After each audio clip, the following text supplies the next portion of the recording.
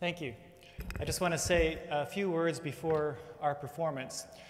The first is that what you might not realize is that this is an extremely historic occasion for Young Strings. As you saw in the film, Young Strings is an instructional program. It is not an orchestra. We've had a few quartets and chamber groups with students throughout the years, but we've never actually assembled a full orchestra, let alone two. We have on stage two orchestras made up of current students, alumni, and instructors, and never in its 20-year history have we done anything like this before.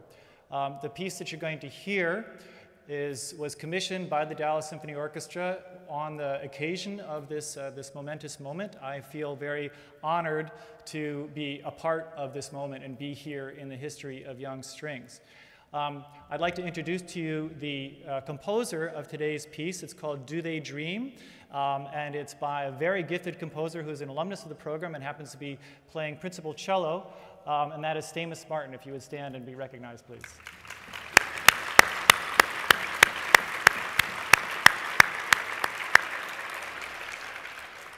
And finally, just so you can see who all is on stage, I'm going to ask all of the current students and those seniors that have just graduated, if you guys would stand, please.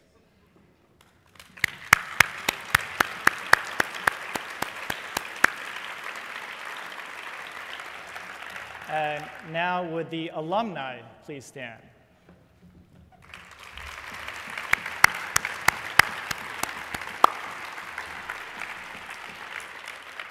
And the professional musicians who are instructors in the program, if you would please stand.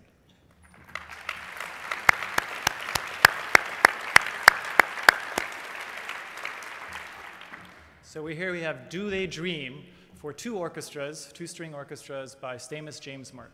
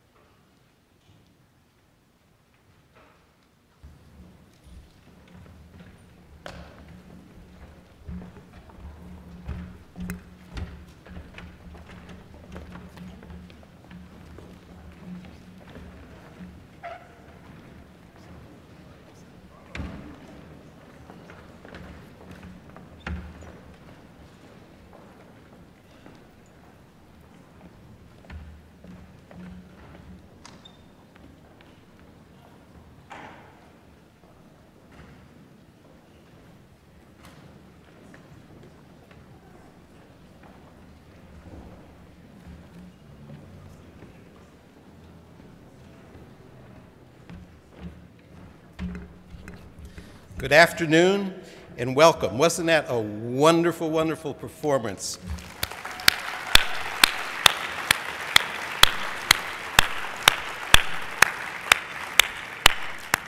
That was Jamie Allen conducting, and we're so pleased to be able to be honoring the 20th anniversary of the Dallas Symphony's Young Strings program. And with that excerpt from Quinn Matthews' film and the world premiere of Do They Dream by young composer Stamos James Martin.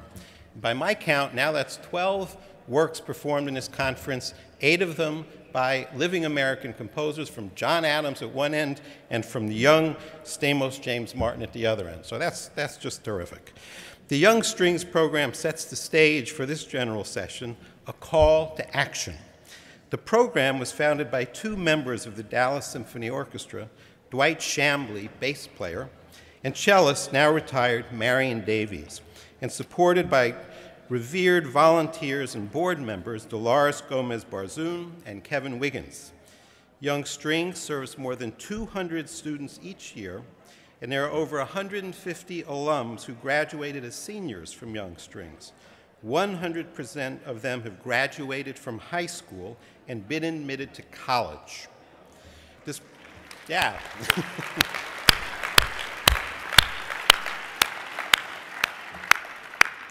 The program has won awards from the NEA, the Texas Commission on the Arts, and the President's Committee on the Arts and Humanities. Our composer today, Stamos James Martin, joined the Young Strings in 9th grade. He graduated from Booker T. Washington High School for the Performing Arts, and this month is expected to receive his doctoral degree in composition at the University of Missouri, Kansas City. That's something.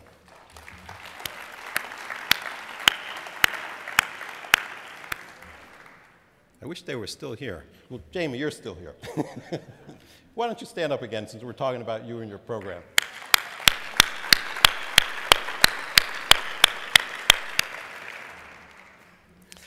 So we have, in the instance of the Dallas Young Strings program, we have musicians, we have an orchestra, and a community that came together to support young people with a passion for music. And what inspiring results we celebrate today. This afternoon's general session is sponsored by BMI, an American performing rights organization that represents more than 500,000 songwriters, composers, and music publishers in all genres of music, and more than 7.5 million works. Let's give them a big round of applause.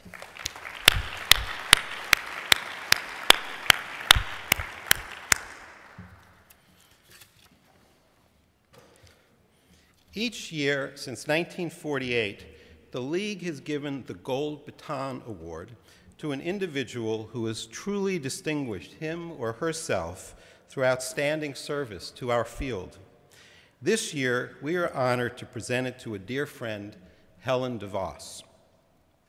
It takes a certain kind of understanding and vision to support the work of strengthening an entire field, and to sustain that commitment over a long period of time. Helen served on the League board from 1982 to 1992, including as vice chair and as nominating committee chair. She's now an honorary League board member. She and her husband, Richard, have generously and supported the League for more than 30 years through their Richard and Helen DeVos Foundation. They are among the first and most generous leadership donors to the League's recently completed $25 million campaign for a new direction. Helen was also a staunch advocate for the arts nationally and played an important role in lending her support to the NEA when it was under congressional fire. As a donor, Helen understood the necessity of funding capacity building before we even had such a fancy name for it. She helped to make the League's strategic planning process possible, which led to the campaign that expanded the League's services to orchestras. And in 2009, and some of you may remember this if you were there, when many members were unable to afford to attend our conference due to the economic downturn, Helen helped create a special conference stipend fund which helped cover delegates' travel expenses to that very important convening. Helen and Richard's work on behalf of their home orchestra, the Grand Rapids Symphony, has been nothing less than transformational. They were the founding sponsors of the DeVos Quartet, the symphony's first-time principal string players. The DeVos Performance Hall and the symphony's main classical series, both also named in recognition of their magnificent philanthropy. I understand that Helen and Richard were reluctant to have their name on the hall, but agreed to do so in order to inspire others to step forward. Helen believes deeply in the joy that an orchestra can bring, not only to individuals, but to an entire community, and particularly to its young people. She's passed this belief on to her own children. Both her son Dan and his wife Pamela have also served on the Grand Rapids board. In fact, Pamela was just elected an honorary member, where she serves alongside Helen. Given that Helen is not one to seek the limelight, we are especially thrilled that she is here with us today to accept the 2012 Gold Baton Award. Helen.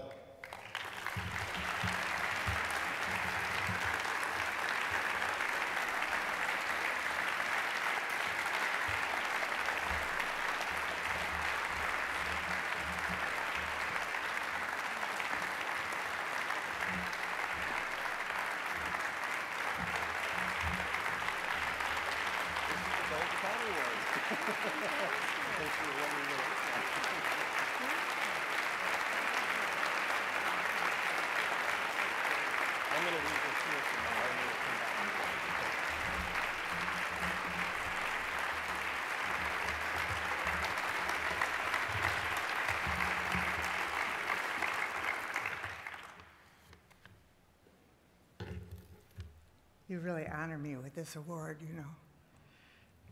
You humble me too, because I've looked at the list of past honorees.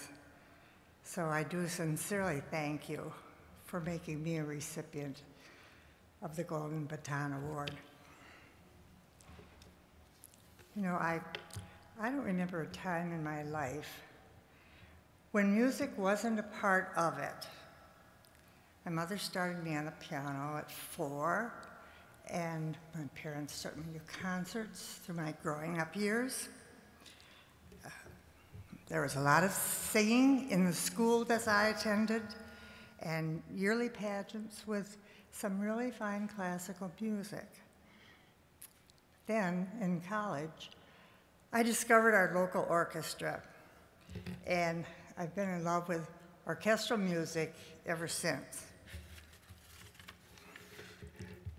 When I was asked to join the board of the Grand Rapids Symphony Orchestra, I was warned that it was a working board, and that was true.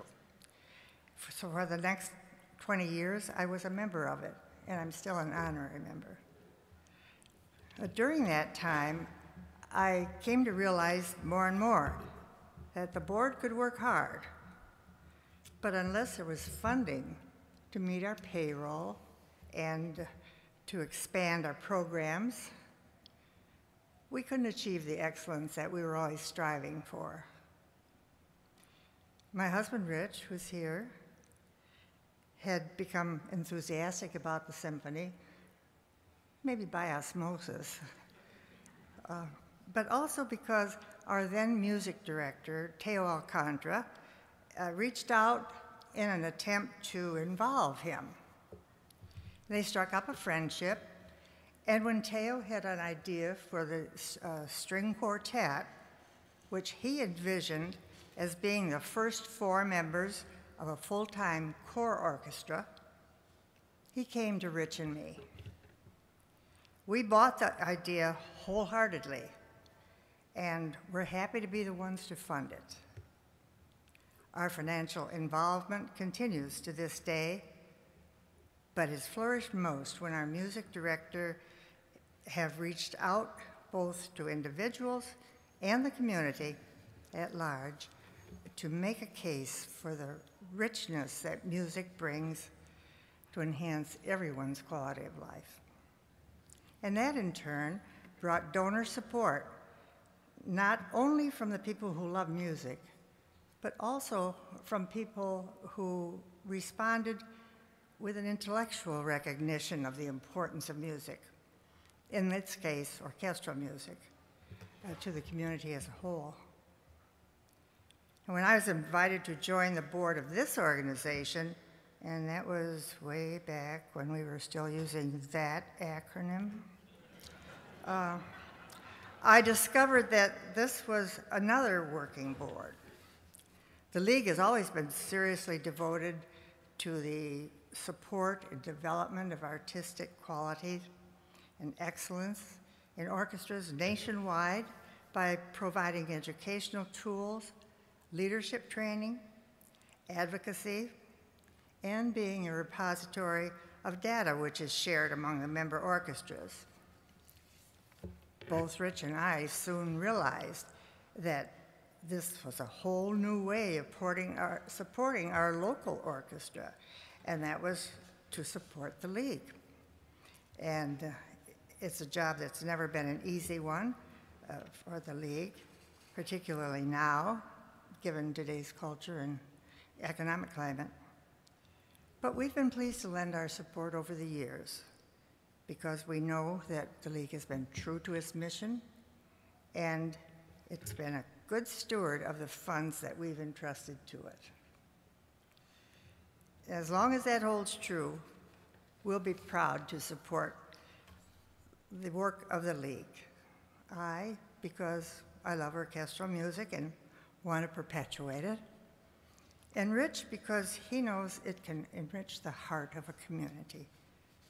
And we've both found that it takes a whole community, not just the music lovers in it, to keep the music playing. I thank you again so very much.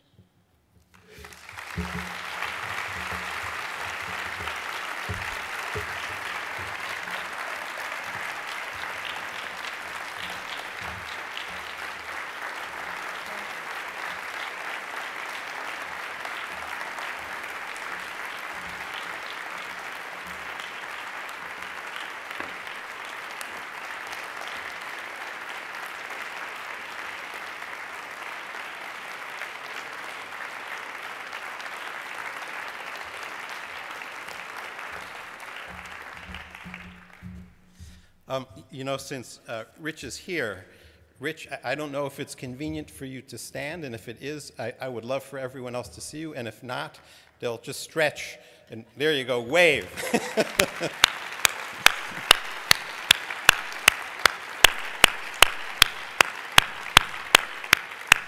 This is clearly a family effort, and we are so, so very grateful.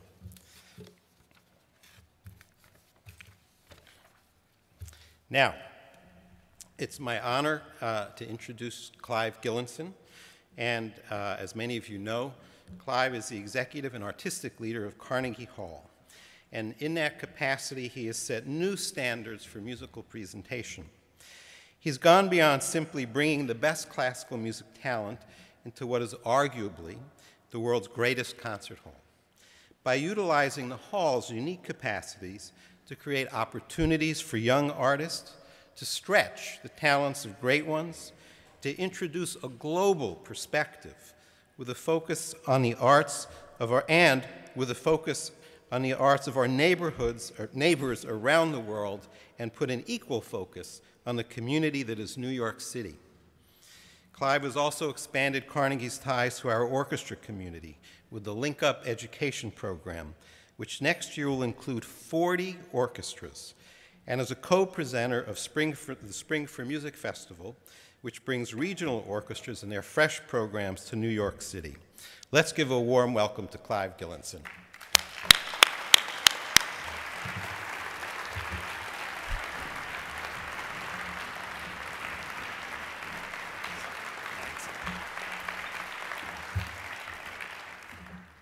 Jesse, thank you very much, and it's a great honor to be here addressing you. And I suddenly realized last night that, in fact, my whole management career started with you, because in fact when I became manager of the London Symphony Orchestra by mistake, coming out of the cello section, I thought I'd better learn something about management. So I thought I'll go to the place where they're best at it, and I came over to attend the League conference. So that was the very beginning of my career in management.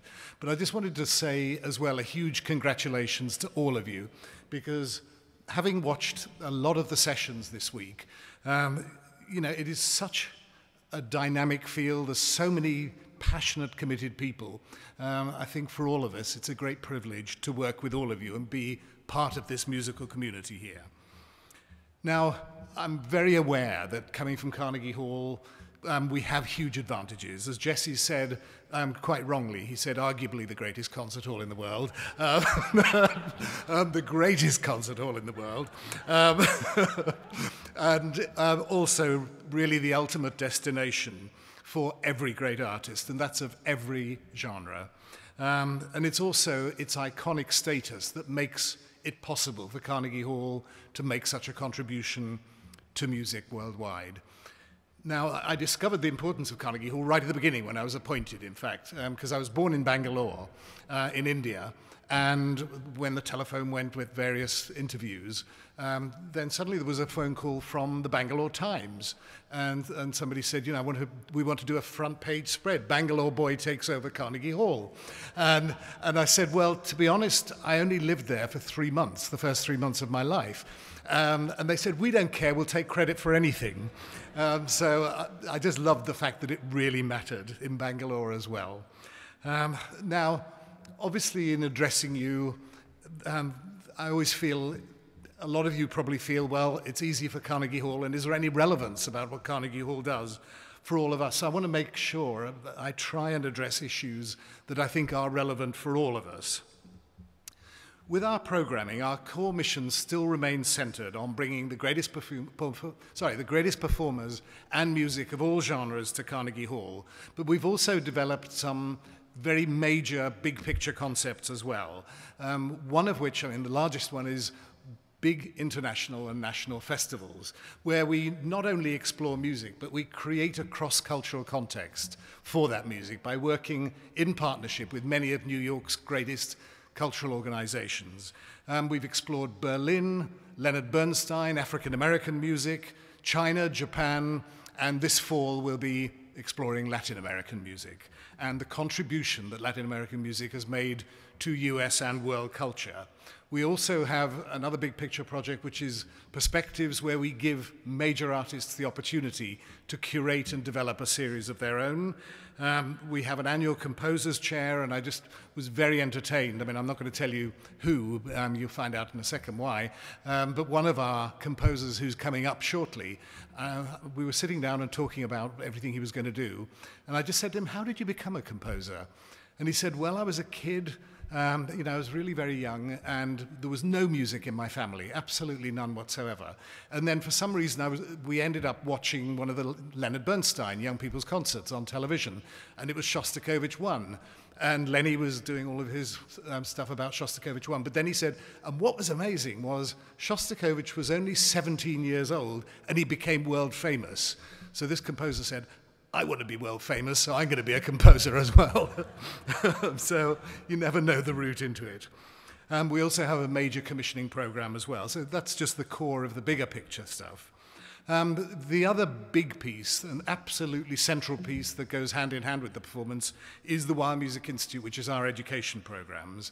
And one of the things we feel very strongly is that we're trying not to separate different sorts of musics. And I think it's something that we've learned a lot from with the projects we've done, with particularly the African American series that Jesse Norman curated, and now the Latin American series that we're doing this fall, where the interesting thing about those cultures is there isn't such a thing as high culture and low culture. It's good culture or bad culture. And you know, what is important is that culture is for everybody, and there isn't this sense you know, that high culture maybe is something separated.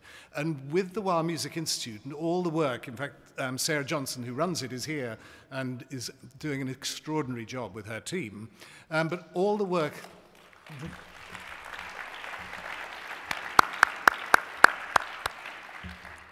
all the work that they do is about music. It's not about classical music, it's not about any particular sort of music, it's about the best of all musics. So when kids are learning about classical music and Mozart and whatever, they don't actually realize it's any different from hip-hop or whatever. It's all part of a culture where all the pieces make up the whole. And I think that's a fundamentally important thing about their approach. And we work in many, many different ways. I mean, throughout the schools, at all levels and ages, and many things which I'll come on to in a minute. But I think, like a lot of great cultural institutions, in fact, cultural institutions of every sort, there's major challenges as well. And when one looks at the greatest cultural institutions in the world, they're probably better now than they've ever been in the history of the world. And yet, in many ways, they often appear less accessible than they've ever been as well, and perhaps less relevant to a lot of people's lives. And we're finding what we're trying to do is look at how we try and avoid the thing of aspiring to the pinnacle of human artistic achievement and doing things that are truly extraordinary, but somehow you have to make that so it's something that everybody can share and everybody can participate in. So, I mean, that is the challenge, and I know it's the challenge we all face. And, you know, we think that is a fundamental thing we have to achieve. And the way we personify it is, you know, the walls are what has made Carnegie Hall great. So somehow we have to use the walls to break down the walls. The other thing is we never use a word like high culture either. I mean, okay, classical music is more complex than a lot of other music, but it is not high culture, it's part of culture. Now, what we've been doing over the last few years in terms of our programs is moving from what for a long, long time was an absolutely superb organization presenting really extraordinary programs, but looking quite inward to one that now is very much looking outward on the world. And in the last few years, this has included festivals, which I just touched on, the Academy, which is a program we created in partnership with the Juilliard School and the New York City Department of Education, which is about recruiting the finest postgraduate musicians in America. And we have 20 of them, and they spend 2 years on the program. And basically what they do is they are not only becoming the best possible player they can become, but half the program is all about training them in education and community work, and each one of them is paired with the New York City Public School and becomes a central resource in how music develops within that school. And their entire lives are about developing a really complementary set of skills that will enable them to be, you know, really broad musicians who, I mean, they can play in orchestras, there's lots of things they can do, but they will also be people who throughout their lives will contribute something back into music. Now, one of the things we didn't anticipate when we started the program was what might happen after they left. We thought they'd just go off and create their own ensembles, but growing out of it, we're now developing alumni residencies all over the world. So in fact, groups of alumni from the Academy have been to South Africa, KwaZulu-Natal in South Africa, Mumbai in India, Spain, Germany, Mexico, India, Iceland. So it's been really interesting that we're now building partnerships for how they live their lives by the values that they've learnt in the Academy. And they're a truly remarkable group of people. And I think all of us feel long term they're going to have a huge impact on the future of music. And we now have 66 alumni, and in fact another 20 we've just recruited, another 20 fellows. So that's a really important program. We're building a music education center above Carnegie Hall, where, which will really mean we can create inspirational spaces for inspirational programs, because until now there really has been no proper place for the education programs, and we feel it's fundamental that anybody involved in education must actually feel it matters. And if you're working in poor spaces, the perception is it does not matter. So we felt that was a really important piece. We've completely redone our website, including creating an online resource center where we share all our education work, all our curriculum, everything. And the whole philosophy is that we should share everything free. Link Up, Jesse mentioned, where, you know, this season we had 30 orchestras reaching 160,000 kids around the country. Next season it'll be 40, reaching 230,000 kids, and we reckon within probably another 4 years or so, we'll be reaching 1 million kids in elementary schools through that program and through working in partnership with orchestras all around the country, but interestingly enough, even internationally now, because we're now developing it in Spain and Japan. Both of them want it, and there's other interests as well. So I think one of the things that, again, Sarah and her team have done so brilliantly is not only creating extraordinary programs, but developing programs in such a way that they are scalable, so there can be real benefits that flow outwards from that. So it's not just about what we give to our communities. Musical Connections is another new program that we created. These are all things that have been created in the last few years. And Musical Connections is where specially trained musicians, and it's very demanding work in hospitals, hospices, youth at risk centres, and so on. I mean, they're, again, an extraordinary group of people, and many of the Academy Fellows are amongst those doing that sort of work. You probably all know we created a partnership with the Royal Conservatory in Canada for the first time ever, to create a unified national standard set for music for the USA, because until now, standards have all been, in general, state, not national. So kids, if you moved from one place to another, there was no meaning to the standards you'd achieved. You had to take an exam wherever you'd gone. So we felt it was really important. There should be a set of national standards delivered with the best possible curriculum. So again, that's another program that we started in that partnership just over a year ago. We just launched National Youth Orchestra USA, which again, we felt it's something that doesn't exist, hasn't existed. The US tends not to do national, and yet there's nothing more inspirational to kids than to work with the finest young players of their generation. And we feel not only will this lift standards, we want the kids who play in the NYO to actually then go back to their communities. We want to build into the whole project that they bring things back to their communities that actually inspire work all around the country. So it's not just about benefiting the 120, and then they'll travel the world each year to a different place as international youth ambassadors for the US. Adult education is a big part of what we're trying to look at. I mean, we feel festivals and things like that are a part of that, but we feel the whole thing that lies at the root of it is how do we make sure the arts play a fundamental role in people thinking of lifelong learning as something that actually is really important. Because with all of us, what tends to happen is people tend to gravitate towards the things they know and the things they like, and they become less curious and less exploration interested. And our view is that we've got to use the arts to tantalize people, to tempt them into developing journeys of exploration and discovery, so that all the time they're seeking to grow. And the thing that has always guided me is, I remember reading once that Einstein said, his quote about himself was, "I had no particular talents, just an insatiable curiosity." And when you think, I think that's probably the most important word any of us can have, and that if everybody has an insatiable curiosity throughout their life, they will always continue to learn, they'll always continue to grow. And it also is something that has to go in a complementary way with so much of education, because so much of education is linear, where there's perhaps one answer, and it's about learning and acquiring information, and the arts can play such a fundamental role in how we really use the right brain as well, which is all about the creative use of knowledge and the creative interactions between knowledge, and the arts lie at the center of that.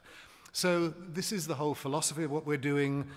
It's also where we've developed in recent years.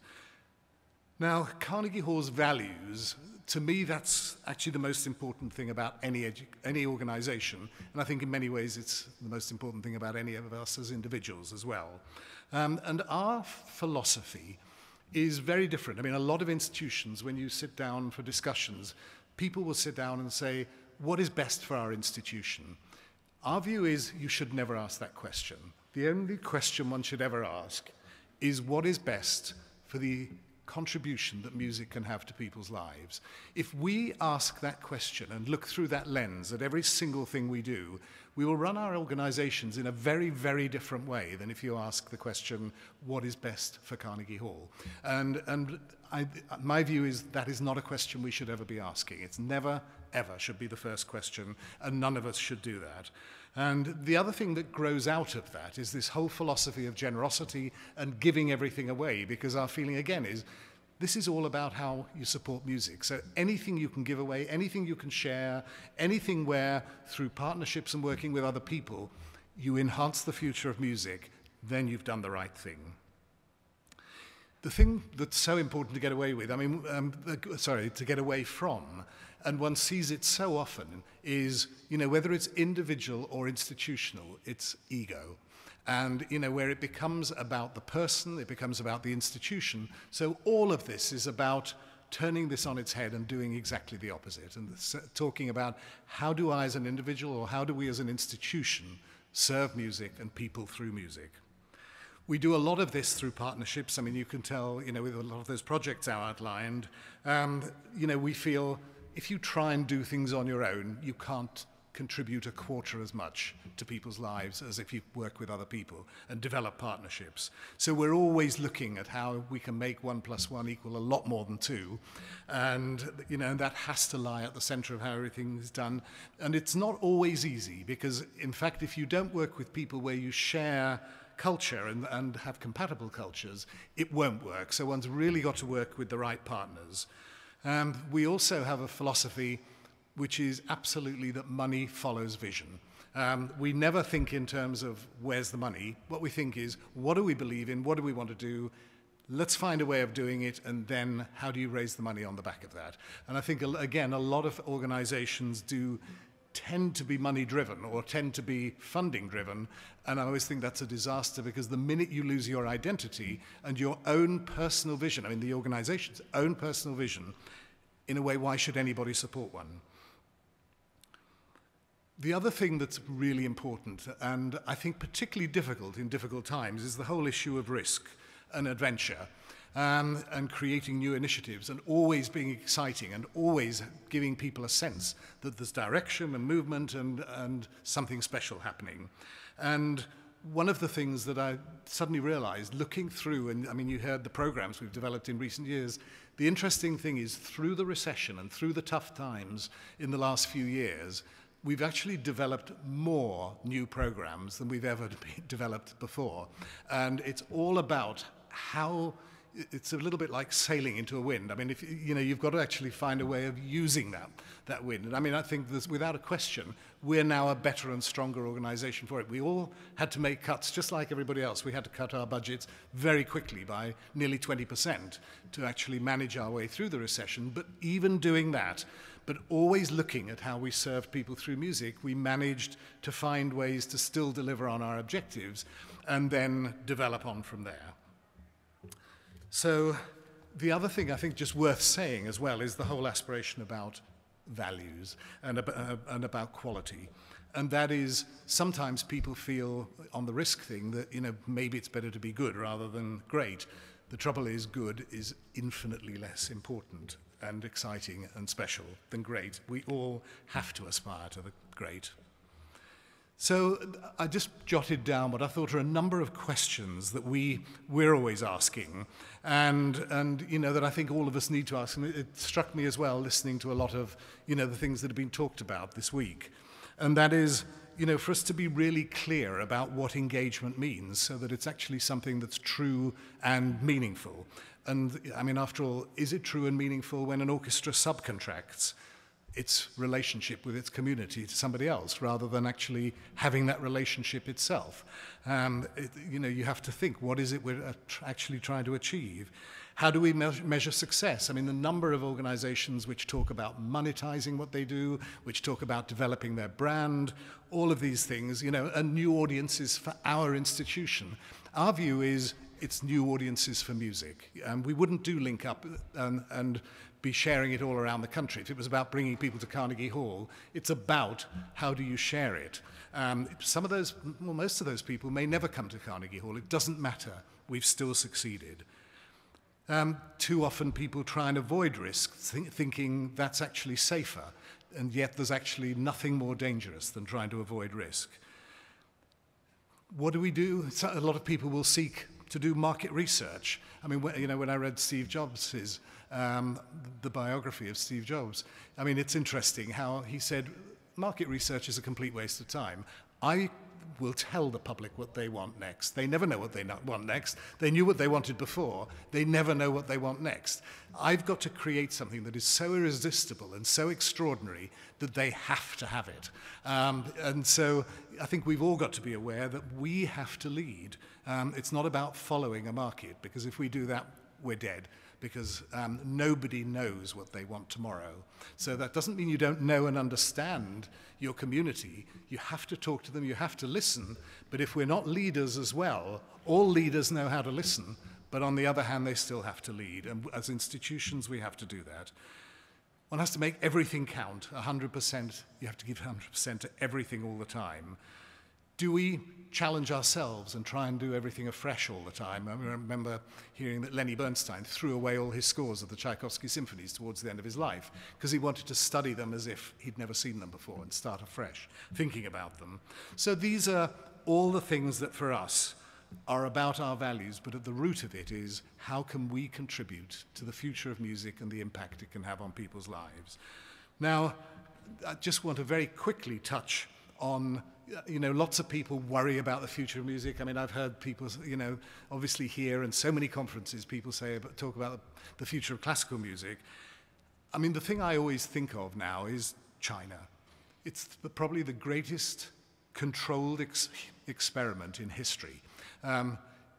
Western culture was totally wiped out. Classical music disappeared from China during the Cultural Revolution. There are now concert halls being built everywhere. There's now vast numbers of orchestras. There's 50 million kids learning the piano and the violin. I think that tells us where the classical music matters.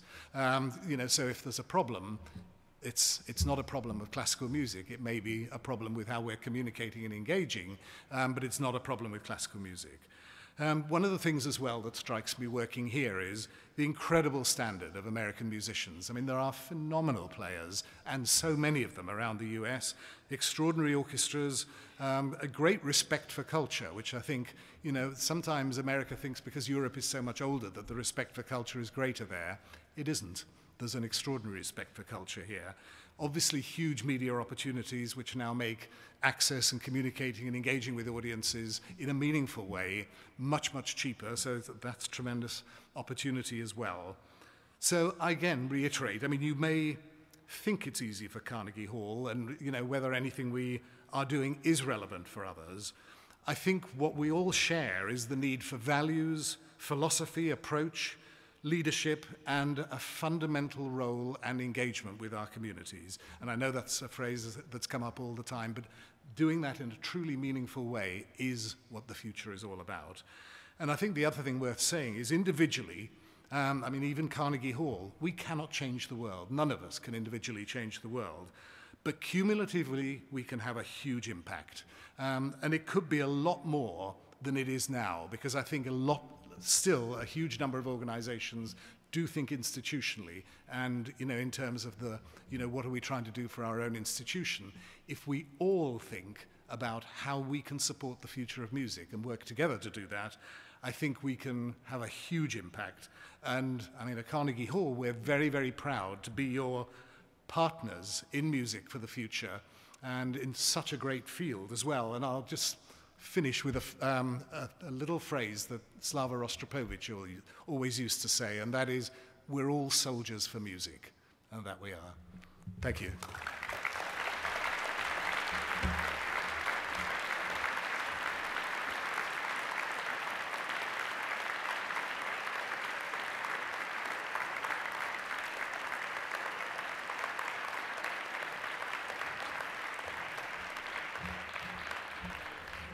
Thank you so much, Clive. We're going to have a drawing. I'm choosing a passport. And this passport, when I pull out the name on it, that person will receive a complimentary registration for next year's conference in St. Louis. I thought you were going to stand here and spin the thing. Isn't that how they do it? Okay. Okay, you spin and I'll pick it out. Okay, I'm gonna close the lid again. Okay, just good in idea. case. Good Otherwise, idea. That's why we'll lose all that. All right. Is that good? That's good. Okay. There you go. Okay. Is this one? Do I have one in my hand? Yes, you do. Okay. Okay. So the winner is Lark Ledbetter. Lark, where are you? We heard a scream, but it wasn't Lark.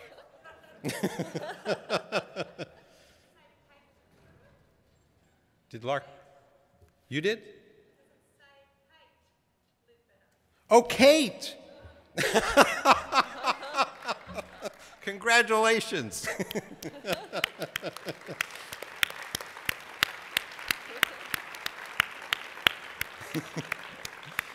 By the way, that's Kate Lidbetter, and Kate is she's my counterpart at the Australian Association of Orchestras, so how convenient.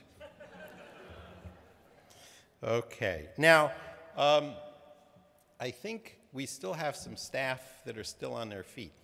And if they are on their feet or not on their feet, either way, I'd love them to stand so we could acknowledge the extraordinary work that they've done to make this conference a success.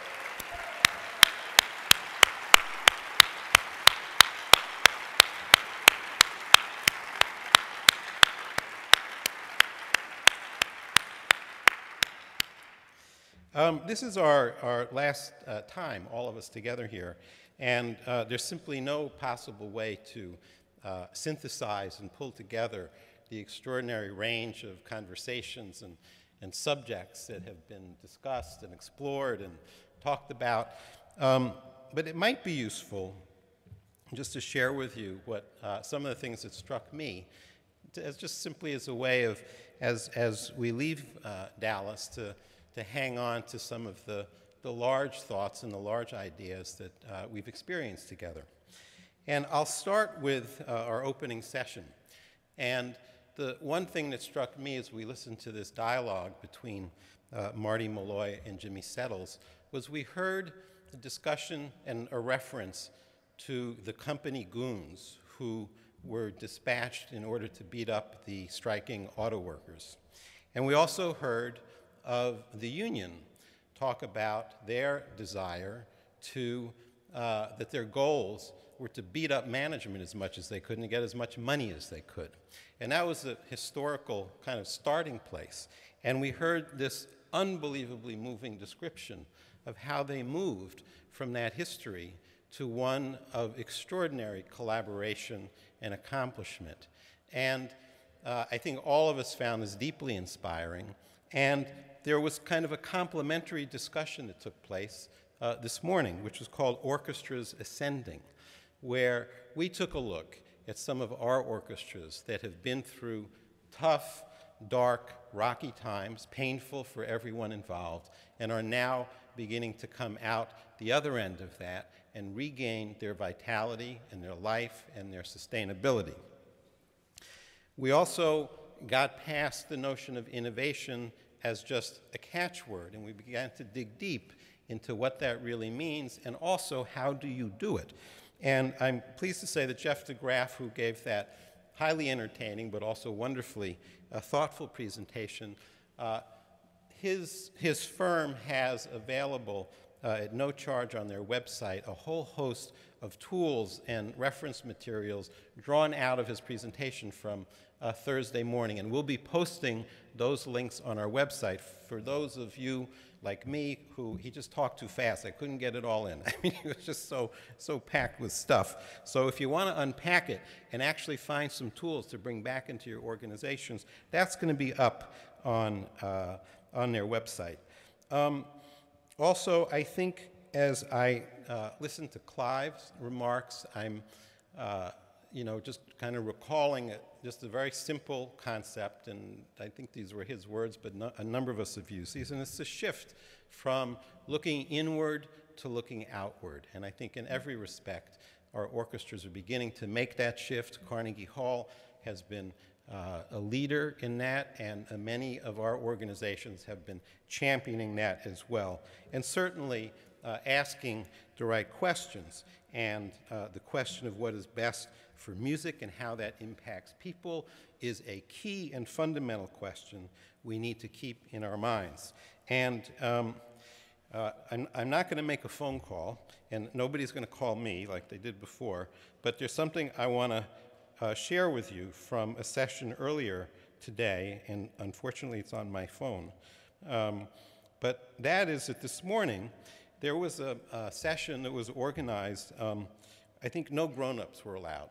It was we found a group of young people and said, go figure out what it is that you want to talk about and organize a session that will be whatever you want it to be. And that session was called Inventing the Future. And here we go. And so from that session, and going back to the question of curiosity, I want to just leave you with some of the questions that they asked themselves. I left before they answered, but I'm sure somebody wrote down the answers, but they're really good questions. So one of the questions that came up was, how can orchestras meaningfully develop the artistic identity and civic responsibility of each individual musician? Great question. How can we fulfill the audience's desire to move from consuming to participating? How do we reconnect people with music in their lives? And how do we get our communities more deeply engaged with the new? All of these questions are right on the mark, and I know many of you are hard at work on finding the answers. Some of you are answering them. Many of you are answering them as we speak. But again, to reiterate Einstein about curiosity, asking the good questions is really essential. And, you know, while all this activity was going on, it was so rewarding to know that this morning, while everyone was talking and thinking, we also had a master class for 4 gifted young conductors. And so right smack in the middle of our conference, we have not only music in the form of performances, but we are also working hard at developing young talent, and that, after all, the musical component of what we do is absolutely central, and that's why it lives in the middle of our conference, in our regular day's programming, and in the concerts that we hear in the evening. And so, with those final thoughts, I'd like to thank everyone for being with us these last few days, and invite you. We have a party now, right? Yes? Okay. There's a reception. So right through the doors, please join us. Those doors? It's in the room next door. You have to go out this door and then go to the room next door. So please join us for a glass of wine and some more friendship and conversation. Thank you, everyone.